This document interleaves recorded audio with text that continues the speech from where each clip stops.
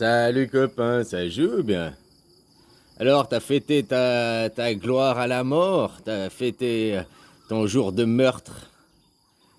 Ah, je sais pas comment dire, parce que en France, le 14 juillet, c'est un appel au meurtre, c'est un appel à la guerre, hein? Oh, c'est pas des chants libérateurs, hein, comme je t'ai dit, hein. J'avais déjà dit, votre hymne national, qui est un appel à la guerre, qui est un appel au meurtre, hein. Notre jour de gloire est arrivé parce que l'envahisseur est là, quoi. Donc seulement à travers la guerre, seulement à travers le sang, nous trouverons la gloire, quoi. Voilà, tu fais comme tu veux, c'est des appels de meurtre, des appels de guerre, quoi. Si t'étais un peu élevé en conscience et tout, c'est le jour où tu boycotterais, quoi, justement. Même chaque fois qu'il faut dire ton hymne national, tu le boycotterais, quoi. Hein, puis c'est quoi, vous, votre 14 juillet? Un défilé militaire, quoi. Ça se passe autour d'un défilé militaire, quoi. On monte sa puissance militaire, on monte, hein, avec la jolie hymne nationale qui a un appel à la guerre, quoi. Je t'avais dit, là, comparé aux Suisses, l'hymne suisse, quoi. Quel joli, quoi, hein. Puis nous, quand on fait notre fête nationale, on allume des feux, quoi. Hein, le feu Lucifer. Voilà, voilà, quoi. Qui était aussi un truc utilisé pour la guerre à l'époque, le feu. Pour communiquer en temps de guerre, quoi. Quand t'étais attaqué dans les montagnes, t'allumais un feu pour montrer que t'étais attaqué, pour faire qu'il y ait de l'aide qui vienne à ton secours, quoi. C'est un truc de communication, quoi. Et puis, comment tu veux organiser dans ton petit village un défilé militaire? T'as dit qu'organiser un feu de ton petit village, ou même de toi, dans ta maison personnelle, bah, n'importe qui peut faire un feu pour rejoindre, hein, son amour de la patrie, on va dire ça comme ça, quoi. T'as dit comment toi tu veux faire un défilé militaire dans ton jardin quand t'es tout seul, quoi. Hein? Voilà, voilà, quoi. Alors, il n'y a pas que vous, hein, qui montrez vos joujoux de guerre ce jour-là. Hein, il y en a plein qui, le jour de la fête nationale, faut que ce soit une parade militaire, quoi.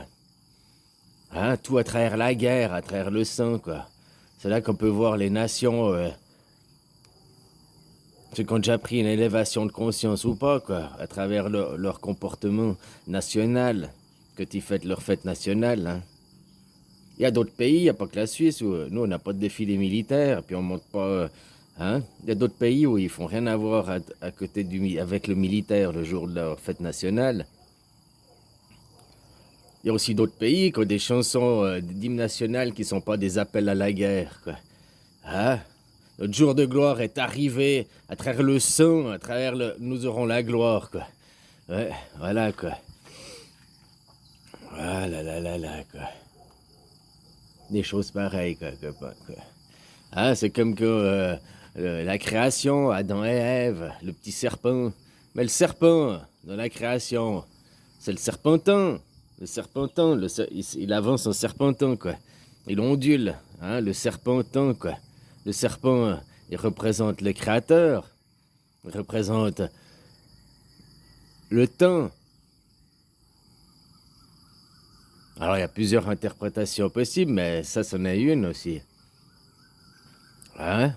Que Dieu, il avait dit, tu ne mangeras pas de ce fruit, tu as le droit de manger tous les fruits sauf celui-là. Tu connais un petit peu la psychologie, que tu interdis à un enfant de faire quelque chose. Qu'est-ce qu'il fait, l'enfant? Il fait ce que tu interdis. Juste pour comprendre. Parce que si tu lui dis juste c'est interdit, mange-en pas, ben, il veut savoir pourquoi. Donc, l'homme, il comprend les choses que par expérience. T'as beau dire à ton gamin, c'est le feu là, attention, ça brûle, c'est le feu, ça brûle, c'est le feu, ça brûle. Le feu, ça brûle, ça veut dire quoi, brûler? Et que le jour où il mettra sa main dans le feu, qui va... Ok, c'est ça, brûler, d'accord. C'est par l'expérience que l'on apprend, c'est pas parce qu'on nous conditionne. Et là, le cerveau humain, la plupart des gens, ils croient connaître des choses, non pas par expérience, parce que c'est écrit dans les livres, par la théorie, quoi. T'as qu'à voir maintenant aussi pourquoi le monde politique, tout ça, c'est de la merde, parce qu'ils mettent des... Ouais, ça a un nom, quoi. C'est technocrate. Ah, technocrate, quoi. Voilà, des gens qui sortent d'études, qui ont la théorie, ils connaissent la théorie, oui, mais ils n'ont pas de pratique, quoi. Et l'expérience, c'est par la pratique. Tu mettrais un mec qui aurait une expérience pratique, il serait beaucoup plus qualifié et beaucoup plus à sa place. Hein, que t'as un mec qui est le nouveau patron de la boîte, machin et tout. Je dis une connerie qui vient d'une entreprise de textile, et puis quand tu le mets au groupe Renault, qui est une entreprise de mécanique, c'est pas la même chose. Oui, pour la vente, pour le commercial, c'est la même chose. Il y a encore des petites différences, mais dans le fond, c'est pas du tout la même chose, quoi. Tandis que si tu mets un mec qui est parti, qui était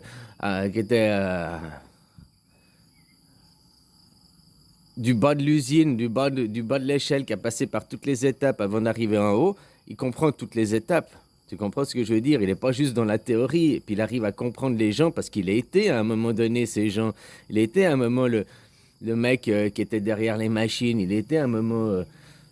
tu vois, il a passé à plusieurs postes dans l'entreprise, quoi. Alors c'est ça, si maintenant on fout des théoriciens qui ont des grandes théories, mais ils n'ont pas de pratique, et puis la plupart de leurs théories, elles sont caduques, elles ne fonctionnent pas dans la pratique, quoi. Ah, voilà, quoi, c'est comme dans les chiffres, quoi. Le serpent, tu sais, t'as le 0, hein, t'as le 1, hein, tu vois comment, quoi. Ouais, le 1 qui font un M, hein. Main dans la main, quoi. Main dans la main aussi. Les miroirs, mais c'est aussi main dans la main, quoi. Hein, c'est l'humain, quoi. Puis le 2. Ouais, un peu... Hein? Le 2, ça, c'est un serpent. Ça, c'est comme un cobra qui se dresse, quoi. Hein? Tu vois ce que je veux dire? Le 2, c'est le serpent aussi. Hein? Mais deux qui sont appendus. Ça fait l'amour. Ça fait le cœur. Tu comprends ce que je veux dire? Alors quand Dieu, il a dit à ses enfants, tu ne mangeras pas de ce fruit, c'est parce que c'était pour les inciter à manger de ce fruit. Hein? Pour voir, parce que le jour où tu deviens indépendant, le jour où c'est quand tu désobéis à tes parents. Dieu, c'était le père de Adam et Ève, quoi. Hein? Puis le jour où ils ont réussi à sortir du conditionnement, de juste la peur, tu ne mangeras pas de ce fruit. Ah, ça a croqué la pomme, c'est à cause de ça qu'on a le bien, le mal. C'est du pipeau, ça. Le bien et le mal, c'est la dualité, ça existera toujours. C'est le principe même de ce monde. Hein? Avoir la dualité, deux opposés complémentaires qui te permettent de comprendre le centre, quoi. L'équilibre au milieu des deux. C'est pas le bien absolu ni le mal absolu qui gagne. C'est l'équilibre entre les deux. C'est pas le jour qui gagne ni la nuit qui gagne. Il fait toujours 12 heures, à part chez vous, parce qu'il y a des changements, machin et tout. Hein? Mais la moyenne sur l'année, t'es à moitié-moitié, quoi. C'est ce que je veux dire, quoi. Et c'est toujours comme ça, quoi. Toujours un équilibre. C'est pas la matière qui domine, ni l'esprit qui domine. C'est un équilibre des deux. Tout ça, c'est l'harmonie, quoi. Mais pour créer l'harmonie, il faut aussi qu'il y ait une division. Justement, la dualité. S'il n'y avait pas ces deux divisions, il n'y aurait pas la création de l'harmonie au centre. L'harmonie qui te permet de comprendre, qui permet de créer la vie après. Nous avons cet esprit de création. Et pour créer, si tu n'avais pas le bien, le mal, que tu pouvais aller librement d'un côté ou de l'autre, il n'y aurait jamais de création, il n'y aurait jamais d'évolution. Tu comprends ce que je veux dire? Il y aurait la stagnation, quoi. Et la stagnation, c'est la mort, quoi. C'est aussi ce que représente le serpent. Hein, c'est une ondulation, une onde. Le jour où cette onde, il représente Chronos, il représente le temps. Le jour où cette onde, elle s'arrête, le jour où le temps, il s'arrête, il n'y a plus rien, quoi. C'est pas comme dans les films. Ah, je peux aller cambrioler la banque, j'ai arrêté le temps. Non, si tu arrêtes le temps, tu arrêtes la matière. Tu connais les particules atomiques, quoi, les atomes. Hein, les atomes, l'électron qui bouge autour du noyau. Chut. Si tu figes le temps, tu figes aussi ça, les atomes. Et si tu figes les atomes, il n'y a plus de matière, il n'y a plus d'agrégation, d'harmonie, de coexistence, de cohabitation. Je ne sais pas quel est le bon mot, quoi.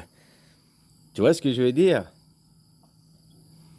Donc, le serpent, c'est le zéro. C'est pour ça qu'on représente aussi. Hein? Là, tu as Adam, et puis tu as Ève. Hein? Puis après, tu as eu le serpent, quoi. Hein? C'est pour ça qu'il y a les chiffres 12 et moins 12, quoi. Hein, les 12 travaux d'Hercule. Mais c'est aussi pour ça que le serpent il représente le zéro. On met un Ouroboros. D'ailleurs, pourquoi le serpent, dans la Bible, c'est le mal? Oh, c'est le mal. Le serpent, c'est le mauvais, c'est Satan. Puis, t'as vu, le symbole pour la médecine? Le symbole pour la médecine, c'est deux serpents qui s'enroulent autour d'une épée, autour d'une croix, quoi. Hein? Ben non, mais une croix, mais à la base, c'était une épée, c'était un glaive. Un glaive, parce qu'il représente le tranchant, il représente le milieu. Hein? Alors, c'est le symbole de la médecine. Donc, la médecine, c'est mal ou c'est bien? La médecine, tout le monde va dire, c'est bien la médecine. Les médecins, c'est bien et tout. Tu vois, les pharmacies, tout le monde médical, il est représenté par deux serpents, quoi. Hein? C'était quoi, Imhotep? Non, je sais plus. Ah, je sais plus, dans les Égyptiens, là. Tu sais, de toute façon, c'est toujours les. Peu importe l'époque, ils changent de nom. Après, Hermès, c'était Hermès aussi, quoi. Hein? Hermès, le fils de Zeus. Hein?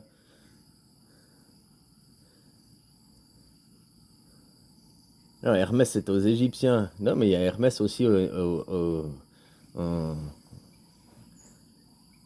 en grec. Bon, bah bref, on se fout du nom, t'as compris, quoi. La médecine qui représente le bien, qui représente la santé, qui représente... Hein? C'est deux serpents.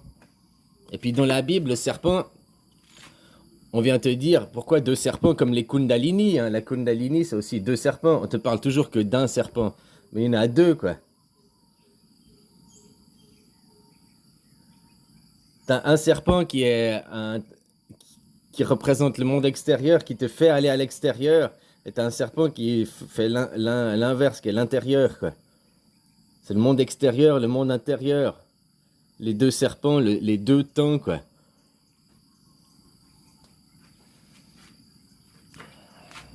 Tu comprends tout ça? Il y a plein de symboliques, quoi.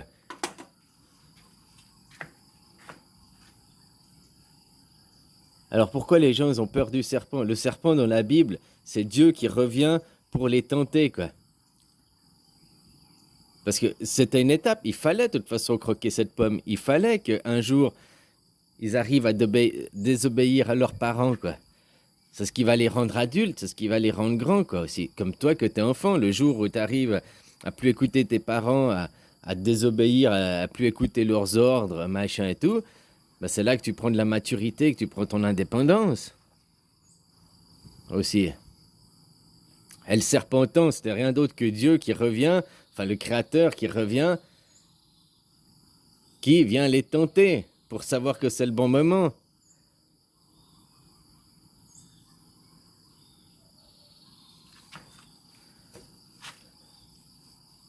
Il n'y a qu'une seule chose qui guérit tout, qui fait tout, c'est le temps, quoi. Hein? Un chagrin d'amour, c'est comment qui va se soigner avec le temps. La perte d'un enfant, la perte d'un parent, comment ça va se soigner ton chagrin? Avec le temps, il y a toujours, tout se soigne avec le temps, quoi. Hein? Voilà, quoi. Mais même une blessure physique, hein, tu te fais une égratignure ou tu te fais une blessure, qu'est-ce qui va soigner cette blessure? Le temps, quoi. Hein, parce que chaque jour, tu vas laisser que tu as des douleurs physiques, là, ça je peux t'en parler. C'est que chaque jour, c'est comme si tu as de douleurs physiques, que tu es dans ton lit d'hôpital et tout. Mais après, il y a les gens, justement, ils restent ancrés dans leur douleur. Et puis là, au bout d'un moment, c'est plus la vraie douleur. C'est juste la mémoire de la douleur. C'est comme si ta douleur, c'est une montagne, hein, puis que chaque jour, tu prends un petit bout de la montagne, et puis tu le fais partir, quoi. En te disant, cette douleur ne m'appartient pas, elle n'est pas à moi, quoi. Non, elle n'est pas à toi, la douleur. Elle est au corps physique, donc elle est au robot. Elle n'est pas à toi. en tant qu'esprit. Tu comprends ce que je veux dire? Il y a les cinq sens du monde sensationnel, du monde sensoriel, sensation, les sens. Il y a cinq sens. Mais le sixième sens, lui, il est en dehors du monde sensoriel. Il est dans le monde intelligible, comme on appelait ça, quoi. Le monde intelligible, c'est au-delà de l'illusion. Et après, beaucoup de gens, ils restent, ils ont des douleurs toujours 10 ans, 15 ans, 20 ans après, parce qu'ils sont plus dans la vraie douleur. Ils sont juste dans la mémoire de la douleur, quoi. Hein, que toi aussi, que t'avais mal, et puis que tu restais, t'avais la jambe cassée, t'étais sur ton canapé à jouer la Xbox, je sais pas quoi, hein, regarder la télé. Puis que tu disais à ta petite femme ou à ton mari, ah, tu peux aller me chercher ça, tu peux faire ci pour moi, s'il te plaît, s'il te plaît. Après, puis qu'on vient, puis qu'on te chouchoute, on te dorlote, parce que t'es blessé. Après, tu restes aussi dans un certain conditionnement, un certain confort Donc tu veux aussi pas sortir de la douleur, parce que tu veux continuer à être chouchouté, dorloté, quoi. Hein, pouvoir demander à l'autre, ah, tu fais ci pour moi, tu fais ça pour moi.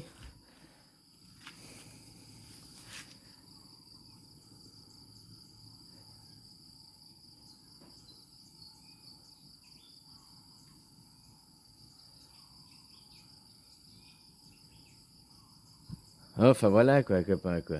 Alors la douleur, n'oublie pas qu'elle n'est pas à toi, elle ne t'appartient pas, la douleur.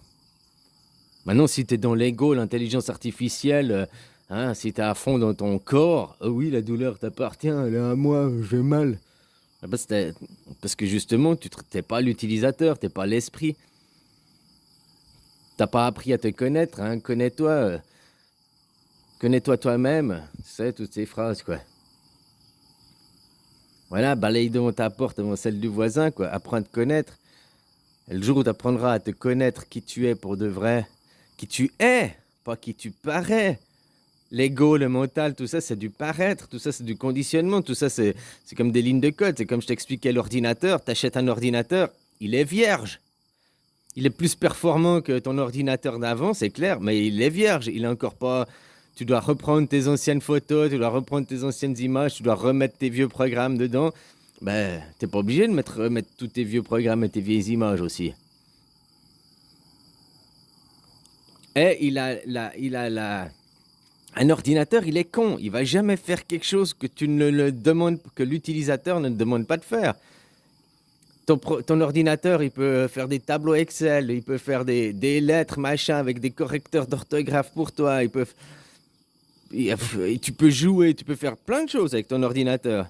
Mais si tu vas jamais, toi, ouvrir tableau Excel et toi, faire des formules sur ton tableau Excel, l'ordinateur, il va pas les faire pour toi. Si toi, tu n'ouvres pas Word pour écrire des lettres, le correcteur automatique, il va jamais se mettre en branle, puis t'aider, il va t'assister, l'ordinateur. Mais c'est pas lui qui va avoir les idées de quoi mettre sur la lettre, c'est pas lui qui va avoir c'est pas lui qui va t'ouvrir Word automatiquement, quoi. Tu comprends ce que je veux dire?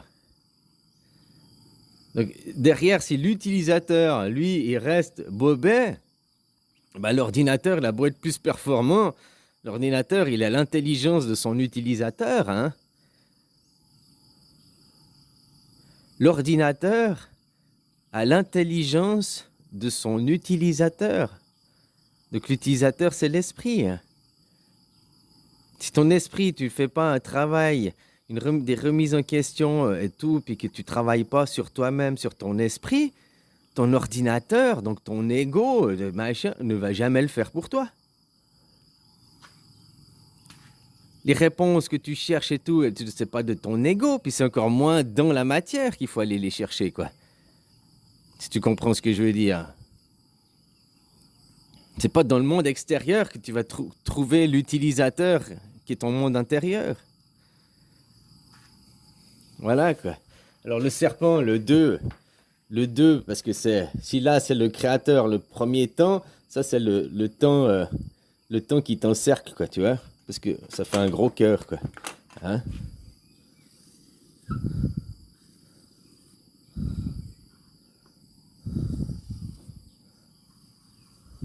Hein? Donc tu vois, le serpent, on dit que c'est le méchant, mais en fait le serpent c'est aussi l'amour. Le serpent c'est un amour inconditionnel. Hein? Puis le serpent, il est nu, comme tous les reptiliens d'ailleurs. Hein? Ils n'ont pas de poils, quoi. Ils n'ont pas de... Hein? Ils ont des écailles, mais... Hein? Et puis au milieu, tu as aussi le serpent. Le serpent... Puis juste ici, tu as Adam et Ève.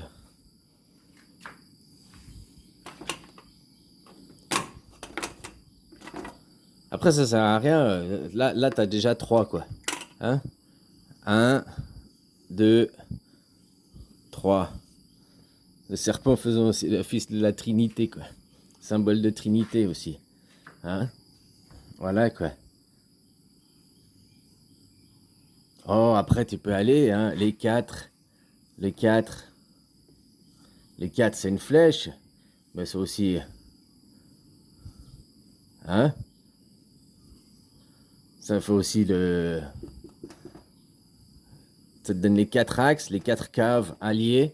Les caves à lier, à joindre ensemble, qui représentent aussi les 4 cases de ton cerveau.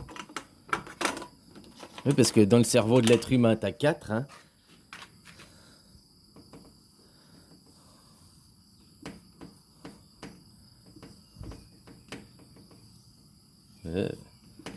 Bon, bref, on se fout. Là, comment je décide?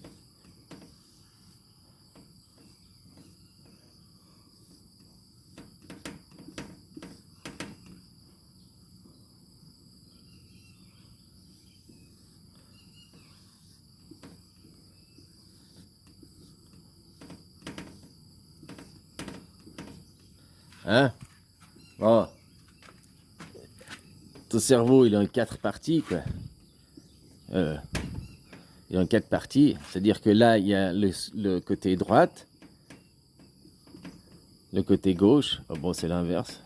Enfin, non, c'est juste gauche. Mais la gauche de la gauche, elle est là.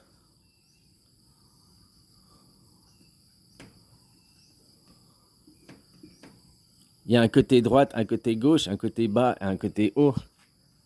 Ton cerveau, il est même en 3. Ça, on le voit, notre monde physique. Il y a le reptilien, il y a le cerveau reptilien. Reptile. Tu as le cerveau reptilien. Les 2-1, c'est le mammélien. Le mammélien. Et puis après, tu as le cortex. Le cortex.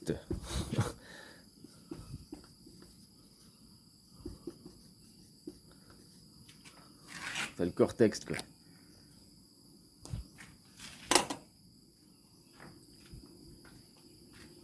Voilà, quoi.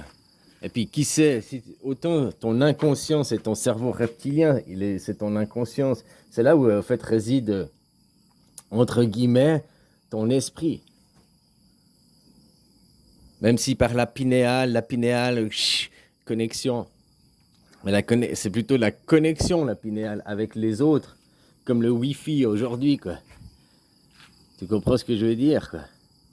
T'as l'inconscient, le subconscient, et puis le conscient, quoi. À chaque fois, tu retrouves tout expliqué différemment par des écoles différentes. L'école de la médecine, l'école de la religion, l'école de... Tu comprends, quoi. Voilà, quoi. Copain. Le serpent, c'est le serpentin. C'est pour ça qu'il serpente. Il avance en serpentant. C'est le serpentin. Hein? Et puis c'est en même temps le créateur. C'est la base, c'est le bien, c'est le malin. Mais pourquoi c'est le malin dans la religion? Parce qu'il a tenté Adam et Ève, blablabla. Ben, il a fait que ce monde aille de l'avant. Ceux qui sont peur du serpent pourraient dire que c'est des régressistes ou des conservateurs. C'est ceux qui veulent les choses comme avant, puis pas qu'ils évoluent. Puis ceux qui voient en le serpent quelque chose de bien, parce que c'est ce qui a permis d'aller de l'avant, évoluer, c'est des progressistes, des futuristes, des... Hein? Pour cataloguer, mais c'est pas... Hein? On peut pas cataloguer, quoi, finalement. Est-ce que tu veux ranger les gens dans des cases, faire des êtres rangés? Bah, c'est pas très bien non plus, quoi. Voilà. Alors oublie pas le serpent, le serpentant, le serpent c'est l'amour, c'est l'amour. Et puis c'est le bien, regarde la médecine. Sors de la Bible, de la religion, des trucs cathodiques, hein. Ben regarde, à quoi a été utilisé le serpent? Pour la médecine, pour la connaissance. Une connaissance qui est extérieure, pour ça qu'il y a toujours deux serpents, il y a deux kundalini. Une connaissance extérieure, une connaissance intérieure. Qui sans la connaissance extérieure et sans la connaissance intérieure, te donne pas le tranchant, le juste milieu. Tu comprends ce que je veux dire? Le serpent extérieur, le serpent intérieur, c'est comme les deux côtés d'une pièce, mais au milieu, il y a le tranchant, quoi. Pile et face, quoi. Hein? Pile, face, c'est la côté que tu vois dans le miroir, c'est là. Face, que tu regardes dans le miroir, tu vois la face, tu vois toujours la face, tu vois jamais ton côté pile. Tu comprends ce que je veux dire? Si ça c'est la face et ça c'est pile, ah non, bah ouais c'est pile, il y a le chiffre. Ah, puis ça c'est la face, hein, c'est une face de clown. Bon, et ben que tu te mets dans le miroir, tu vois toujours cette face. Tu vois toujours cette face, tu vois jamais l'autre face de toi. L'autre face de toi, c'est par une introspection. Tu dois la voir de l'intérieur. Comme je te dis, les gens maintenant, le problème c'est que l'intelligence artificielle est devenue plus forte que l'esprit. C'est pas qu'elle est devenue plus forte, c'est que aussi on nous apprend pas ce genre de choses. Ah, on nous apprend pas. C'est vrai qu'on n'apprend pas ça à l'école, c'est vrai que... Mais tout est donné, quoi. Tout est là, devant toi. Même si tu sais lire la Bible, c'est là, devant toi. Le travail dans la Bible, comme je te disais l'autre jour, c'est créer. Gérer, créer l'harmonie, machin et tout. C'est pas aller bosser pour un patron et être un esclave. Ça n'a rien à voir, le travail de la création et le travail aujourd'hui. Le travail aujourd'hui, tu devrais remplacer ce mot par l'esclave, quoi. Même celui qui est entrepreneur, qui est le petit carreleur qui travaille pour lui-même, peut-être il est déjà moins esclave que le mec à l'usine, mais il est esclave parce qu'il va quand même travailler, pas par passion, il va travailler parce qu'il doit payer des factures, quoi. C'est le numéro 1. Il peut pas dire, si tu travailles par passion, tu peux t'arrêter comme ça puis dire, ben là je suis fatigué. Pendant 1 mois, 2 semaines, 2 mois, je me repose, je fais autre chose. Dans 2 mois, je reprendrai mon activité, mais là, non, tu peux même pas faire des cassures comme ça. Parce que tu es prisonnier d'un monde de l'argent, quoi. Ce monde que c'est pas la faute des dirigeants et tout. Tout le monde a sa part de responsabilité. Tout le monde. Donc, assume ta responsabilité au lieu de te déresponsabiliser. Reprends le pouvoir que tu as de toi, sur toi, au lieu de laisser les autres te diriger et te contrôler. Et demande et tu recevras. Quand il y aura une unification de la population et que la population majoritairement, donc ça veut dire à 51%, qu'il y aura une majorité de gens qui demanderont le changement, qui demanderont qu'on casse ce monde de l'argent puis qu'on arrive dans un monde du vivant, eh ben, ça vous sera donné. Les choses se feront toutes seules, automatiquement. Mais tant qu'il n'y aura pas une demande unitaire, une demande de la masse pour avoir un changement comme ça, ben ce changement, ça ne fera pas. Donc tu ne peux pas dire c'est la faute des autres, alors que toi, tu fais rien pour que ça arrive. Allez, bisous, copain.